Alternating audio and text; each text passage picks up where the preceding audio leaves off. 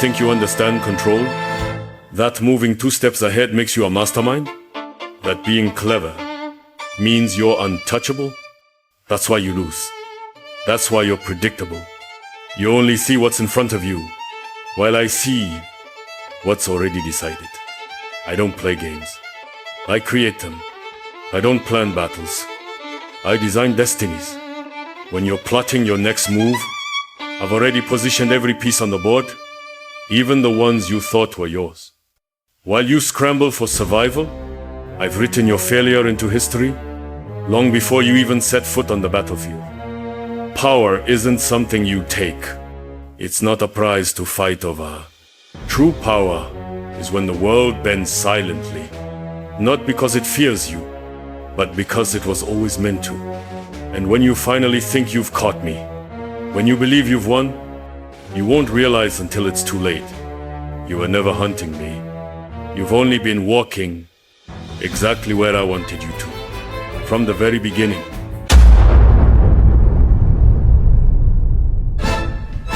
Everyone craves recognition, titles, medals, applause. They fight for a crown that doesn't even exist, chasing validation like starving dogs, chasing scraps, believing that being seen is the same as being powerful. But what they never realize is that the moment you crave recognition, you've already surrendered control to those handing it out. I became unstoppable because I needed none of it. True dominance does not scream. It doesn't fight for attention. It doesn't beg for acknowledgement. It moves unseen, bending the world in silence, shaping destinies, while the masses foolishly cheer for their own puppeteers.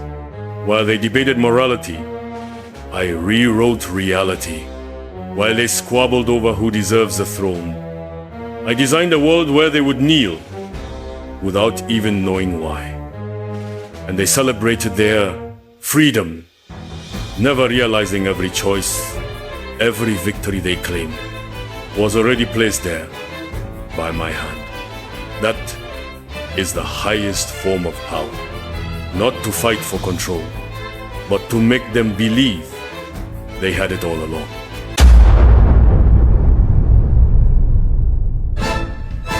You think intelligence is reading situations faster than others, memorizing facts, speaking cleverly in crowded rooms, reacting quicker when chaos strikes. That's not intelligence. That's survival dressed up as brilliance.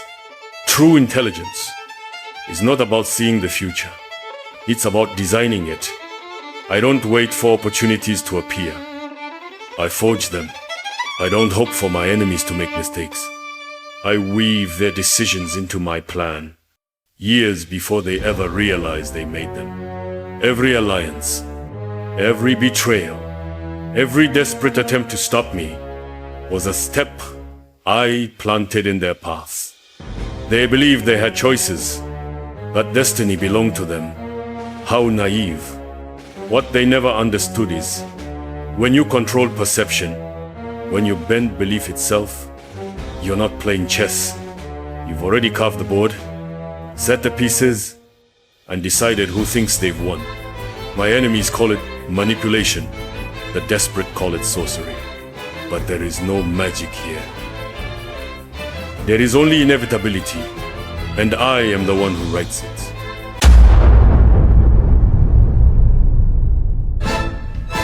They feared me because I saw the truth. A truth no hero dares to admit. The world is not saved by men with shining swords, or poets with promises of salvation. Heroes are illusions, masks for the weak to worship, stories to keep the masses obedient. They build statues for men who whisper hope, yet leave the world rotting in the same chains of weakness. I was never interested in hope. I never promised salvation.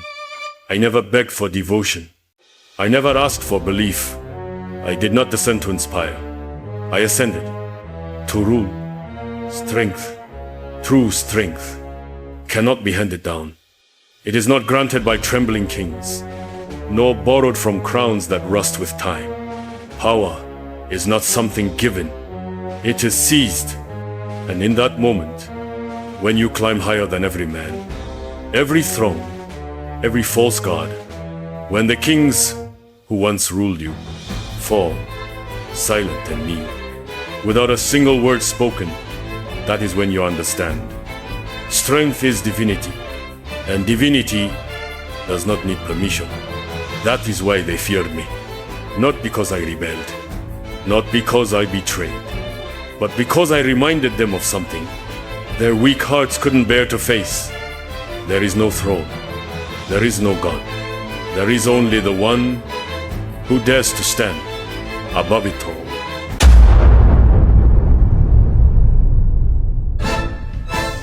They call what I did betrayal. No, betrayal is when you turn your back on equals. But tell me, when was anyone my equal? I didn't betray them. I outgrew them. Their rules, their fragile laws, their hollow promises of justice. All of it was nothing more than a desperate illusion. A cage built for trembling souls who confuse obedience with virtue. They wanted me obedient. A pawn, a soldier blindly marching in their fragile little game of morality.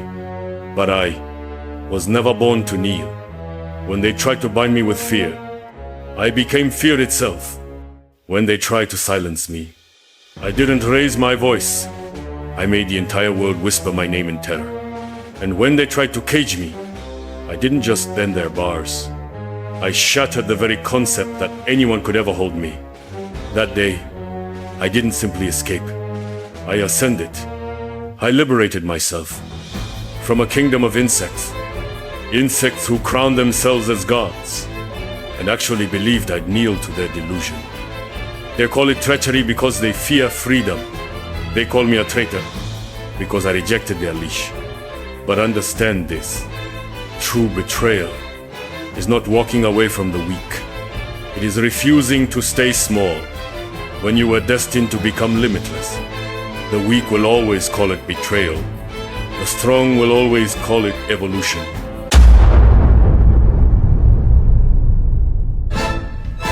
Power doesn't die. Authority doesn't fade.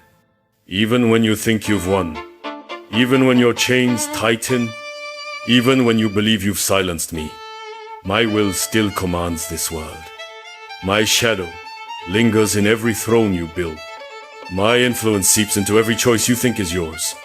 Because true power isn't the strength of muscle or the roar of victory shouted to desperate crowds. True power is when time itself kneels. It's the ability to bend destiny so completely that even in defeat, you still live under my design. That is why time means nothing to me. Kings rise and crumble. Heroes are born and buried. Empires turn to dust. Yet my name, my vision, still bends reality long after my footsteps vanish. I am not just ahead of you. I am above you. While you claw and fight in the present, I have already conquered your future. And when you finally believe you've caught me, when your trembling hands reach for victory, you'll only grasp a shadow, a silhouette of a god that has been watching you from eternity itself.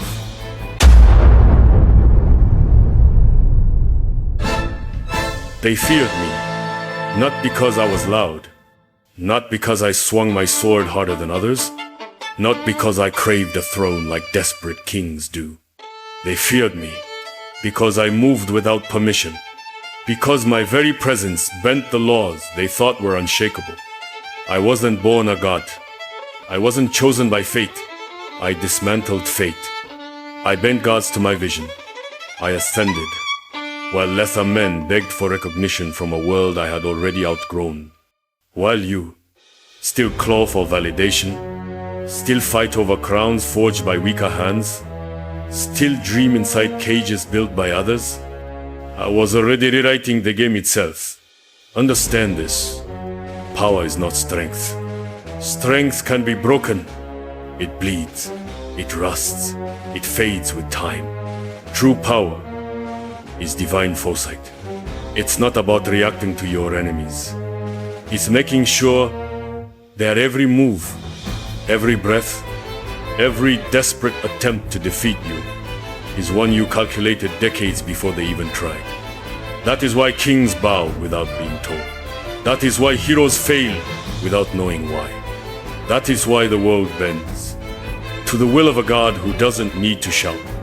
This is the Aizen mindset, where power doesn't beg, power doesn't scream, power doesn't ask for followers.